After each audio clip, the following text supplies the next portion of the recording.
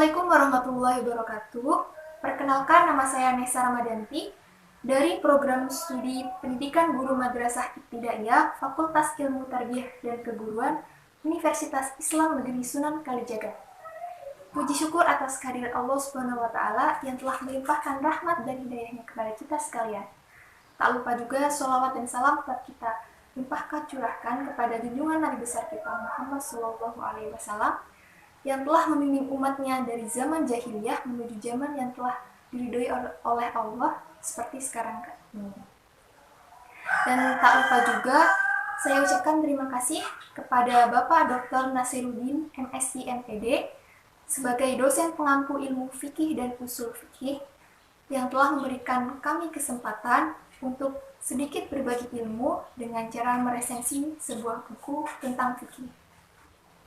Alhamdulillah, pada kesempatan kali ini saya akan meresensi sebuah buku dengan judul Bidayatul Mujtahid wa Nihayatul Muqtasid. Buku ini ditulis oleh Ibnu Rus. Kemudian buku ini diterbitkan oleh Dar Al-Kutub dan ini merupakan cetakan pertama yaitu pada tahun 2012. Sebenarnya masih banyak di luar sana penerbit yang menerbitkan buku Bidayatul Mujtahid wa Nihayatul Muqtasid secara resmi, baik berupa bahasa Arab maupun versi bahasa Indonesianya sendiri. Jadi buku ini bisa dilihat terdiri dari 2 jilid. Dari 2 jilid, jilid pertama terdapat 485 halaman, serta jilid kedua terdapat 480 halaman. Tadi sudah sempat saya sebutkan nama pengarang dari buku ini, dari buku Bidayatul Mujtahid wa Nihayatul Muqtasid ini bernama Ibnu Rus atau nama lengkapnya Abdul Walid Muhammad bin Ahmad Ibnu Rus. Beliau lahir di Andalusia atau sekarang terkenal dengan sebutan Spanyol, tepatnya di Cordova pada tahun 520 Hijriah yang bertepatan dengan tahun 1126 Masehi. Beliau merupakan seorang filosof Islam terbesar di benua Eropa pada zaman pertengahan yang disebut dengan Averroes. Keluarga Ibnu Rus sejak dari kakeknya sudah tercatat sebagai seorang keilmuan yang legendaris. Kakeknya menjabat sebagai kodi di Cordova. Kodi bisa disebut, kalau sekarang kodi ini bisa disebut dengan hakim. Jadi beliau juga meninggalkan karya-karya ilmiah yang sangat berpengaruh di negara Spanyol. Begitu pula dengan ayahnya. Beliau lahir dan dibesarkan di tengah keluarga yang sangat menjunjung tinggi ilmu pengetahuan. Maka tidak heran jika beliau mewarisi intelektualitas dari keluarganya. Dan beliau berhasil menjadi seorang sarjana yang menguasai berbagai bidang keilmuan seperti fikih, filsafat, kedokteran, astronomi, serta sastra Arab. Sebagai seorang penulis yang produktif, beliau banyak menghasilkan karya-karya dalam berbagai bidang keilmuan. Beliau menghasilkan 78 judul karya, di antaranya 39 judul buku tentang filsafat, 5 judul tentang kalam, 8 tentang fikih, 20 tentang ilmu kedokteran, 4 tentang matematika, ilmu falak dan astronomi, serta 2 tentang nahwu dan sastra Arab. Tadi saya sudah sempat bilang jika buku ini terdapat 2 jilid, ada jilid pertama dan jilid kedua, dan buku ini merupakan versi bahasa Arab. Bisa dilihat ini merupakan versi bahasa Arab. Dan kebetulan saya untuk jilid yang kedua saya belum membacanya secara keseluruhan atau baru sebagian kecil. Sedangkan untuk jilid pertama sebagian besar insya Allah sudah pernah saya baca. Karena jilid 1 ini terdapat 14 bab, sedangkan jilid kedua itu kurang lebih ada 44 bab. Untuk jilid pertama ada bab bersuci, sholat, hukum-hukum mayat, puasa, zakat, iktikaf, haji, jihad, sumpah, ada nazar juga, ada berkurban, sembelihan, akikah, berburu, serta makanan dan minuman. Jadi, buku ini menjelaskan tentang perbedaan pendapat menurut para ulama tentang masalah fikih. Jadi, akan tetapi perbedaan pendapat di sini disertakan dengan dalil-dalil yang kuat yang mendukung pendapat setiap ulama tersebut. Jadi kita sebagai pembaca yang menentukan arah kita akan memilih pendapat ulama yang mana, akan tetapi disertakan dengan dalil yang kuat. Dan buku ini tidak menyatakan ulama mana yang paling benar dan ulama mana yang salah. Buku ini hanya menerangkan beberapa pendapat ulama tersebut dan pembaca sendirilah yang menentukan akan menggunakan madhab atau pendapat yang mana yang sesuai dengan pribadi masing-masing atau keadaan masing-masing. Nah, pada bab bersuci, pada bab 1 ini juga dibagi lagi menjadi 2, bersuci dari hadas dan bersuci dari najis. Sedangkan bersuci dari hadas ini dibagi lagi menjadi 3, ada wudu, tayamum, serta mandi. Nah, wudu ini sendiri dibagi lagi menjadi 5 pokok pembahasan besar. Nah, setiap pokok pembahasan besar ini dibagi lagi menjadi beberapa pokok bahasan kecil. Misalkan pokok pembahasan yang pertama itu ada 13 pokok pembahasan. Pembahasan ini terdiri dari perbedaan pandangan setiap ulamanya sendiri. Jadi, untuk susunannya hampir seluruhnya seperti itu, dari jilid pertama maupun jilid kedua. Jadi ada sebab ikhtilaf. Sebab ikhtilaf ini sebab-sebab kenapa sih terjadinya perbedaan pendapat itu. Nah, semuanya akan dijelaskan di buku ini.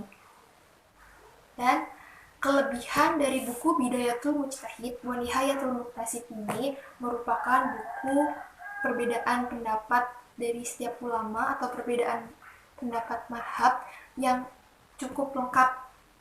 Dalam buku ini juga mampu menguraikan perbedaan pendapat dari setiap masyarakat yang pada umumnya tentang masalah fikih.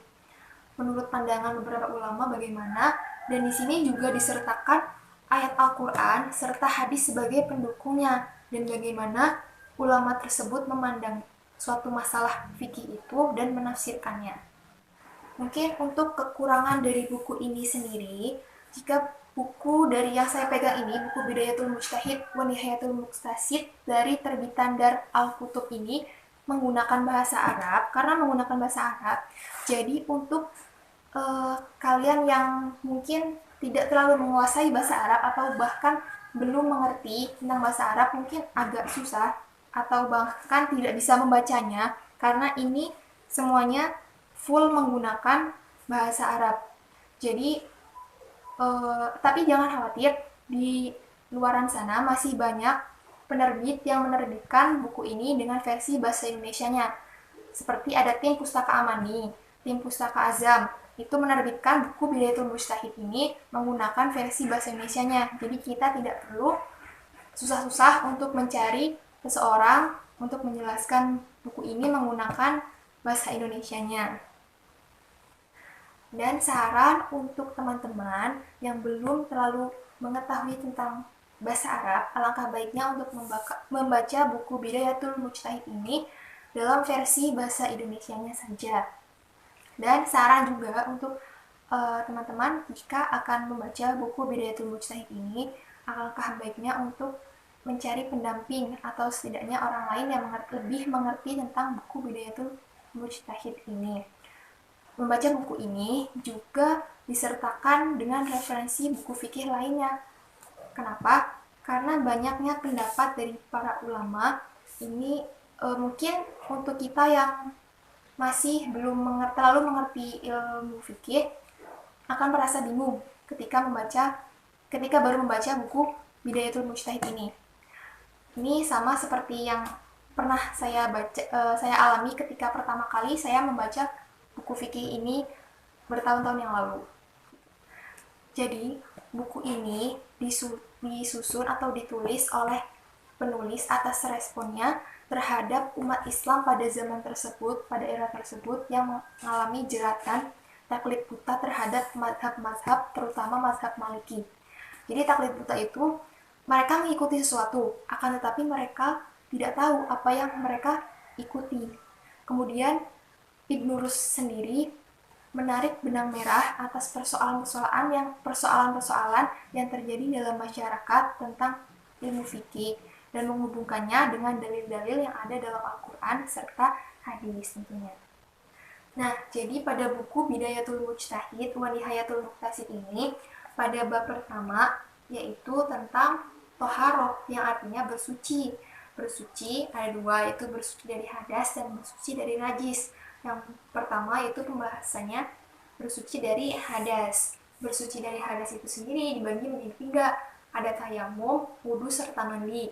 Nah, untuk pembahasan yang pertama yaitu tentang wudu.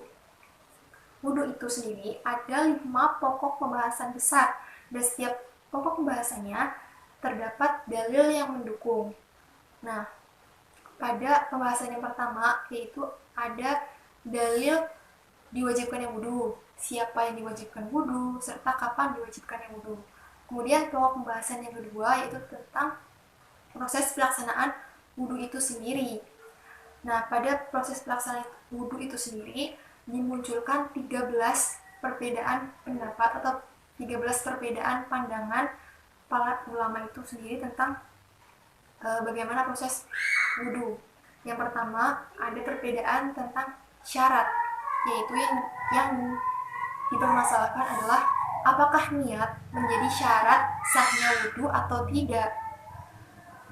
Kemudian disajikan sebuah ayat tentang sebuah ayat, yaitu Quran surat Al-Bayyinah ayat 5 yang bunyinya wa ma umiru illa liya'budullaha mukhlishina lahuddin, yang artinya mereka hanya diperintah menyembah Allah dengan ikhlas, menaati semuanya semata-mata karena agama.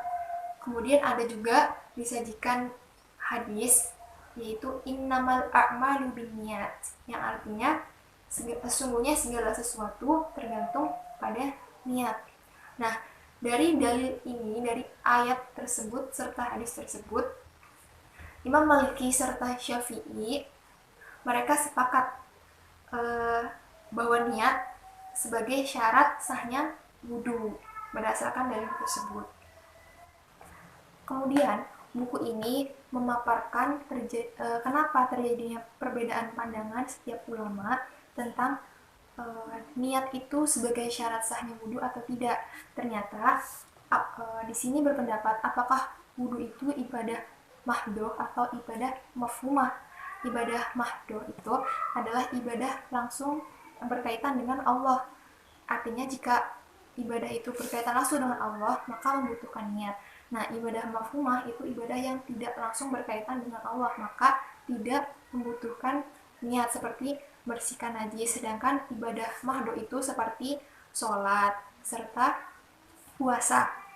Nah, dari sinilah wudu itu diambil beberapa pendapat.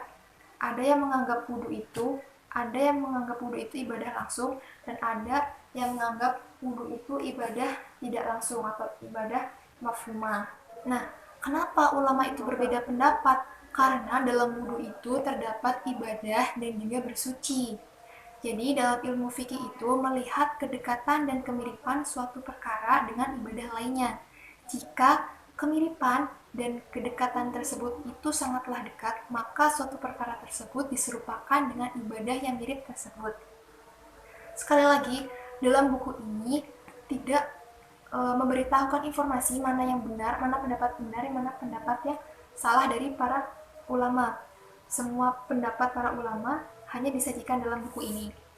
Nah, kita sebagai pembaca harus mengerti, harus paham mana pendapat yang menurut kita itu baik untuk diri kita sendiri. Jadi buku ini hanya meluruskan sebab terjadinya perbedaan pendapat tersebut dalam kehidupan sehari-hari. Mungkin cukup sekian resensi buku dari saya. Semoga ilmu ini dapat bermanfaat untuk kita semua.